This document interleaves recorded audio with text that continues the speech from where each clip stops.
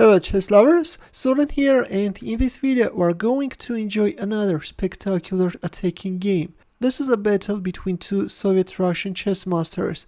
On the white side is Grigory Ravinsky and his opponent is Vasily Panov. The game was played in 1943 in Moscow. Ravinsky opened up with e4, to which Panov answered with c5. Don't know why, but usually when I am publishing very impressive attacking games, they are starting with Sicilian defense. Nxe3 d6 Scheveningen variation is on the board, against which white is choosing the Fianchetto variation. Nxe6 bishop g2, bishop d7, white castled king side a6. With a6, black is preventing knight b5, but there is nothing wrong with bishop e7. This is actually considered to be the main move. If knight b5 attacking the pawn, then queen b8. This is how the main line goes, but in the game we see a6, bishop e3, rook c8, and very soon we will deviate from the main line. The reason for that is that black is completely neglecting castling and soon will find himself in trouble. a3 is tapping b4, knight e5, rook a d1, knight c4, hitting both on b2, also on e3 and bishop c1. But this allowed black to play knight takes a3. Black is winning pawn, relying on the vulnerability of this knight on c3. But the problem with black's position is that still black king is stuck in the center of the board, and now with a mighty attack white will rip open the position and will target this poor king. Here comes e5, the first punch with which white now wants to open up the position. D takes e5, and we have another very beautiful move, knight c6, relying on this pin, queen c7, knight takes e5, knight c4. With that trick, black managed to win a pawn, but in typical positions, who cares about a piece, not even speaking about a pawn. Here comes knight takes d7, knight takes d7, and knight d5. The second knight is jumping into the attack, although according to Stockfish playing bishop f4 and then bishop h3 targeting this pawn is stronger. Instead, in the game, we see knight d5. The problem with this move is that by playing queen e5, black could pretty much fight back, but instead chose a very passive queen a7 move, knight f4. Already white has a very nice target on e6. Knight ce5, trying to neutralize the attack, but already we have reached the critical position. You can pause the video and try to find white's next move. Ready?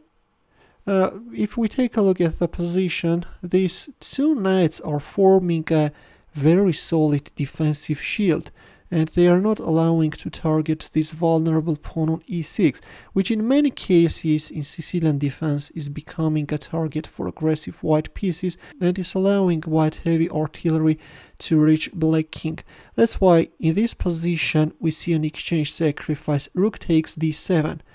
Knight takes d7. Of course, if king takes d7, then white will win this knight. That's why black played knight takes d7. And the logical continuation of rook takes d7, knight takes e6. F takes e6, queen takes e6 check, bishop e7, rook e1 with a direct mating threat.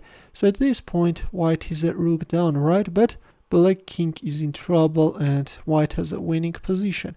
Queen c5. Black is not only neutralizing the mating threat, but also the queen is taking under control the g5 square, not allowing bishop g5. And this queen is like coordinating the pieces and is playing a very key role in the defense, right?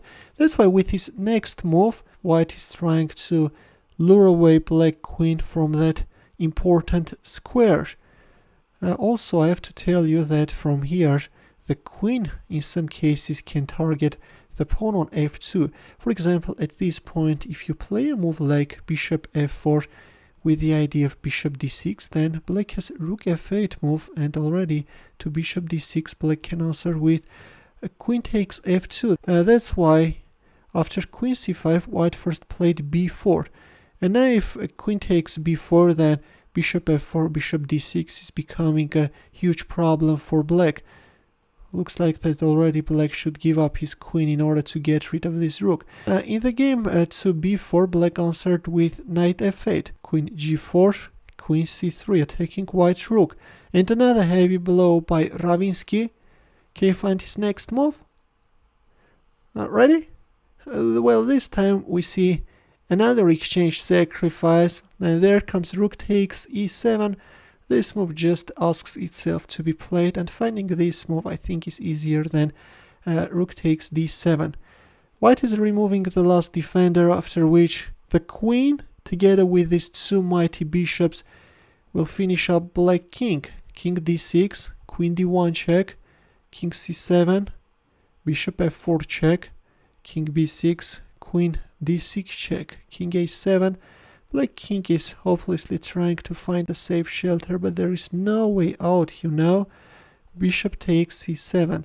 White is making a very obvious move, and at this point actually white is missing mate e3.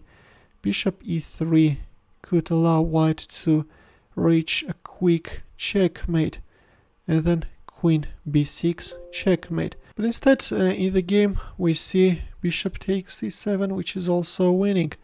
Queen a1 check, bishop f1, knight g6, queen c5 check. Black is hopelessly trying to consolidate his position, but there is no time for it. Rook f8, queen b6 check, and finally at this point we have a resignation, because yes, there is no way out. Black king is getting checkmated. This is the forced mating line, which you can see on your screen. King b8, another check, and then queen a7 checkmate. Well, this is a classical example of how to target opponent's uncastled king, which is stuck in the center of the board. The pawn grabber got punished severely. In the end, a chess puzzle for you, where the task is to find the winning line for white. It's white to move, and as usual, we'll wait for your answer in the comment section. Feel free to check out my early uploads as well. We'll see you in my next video. Take care.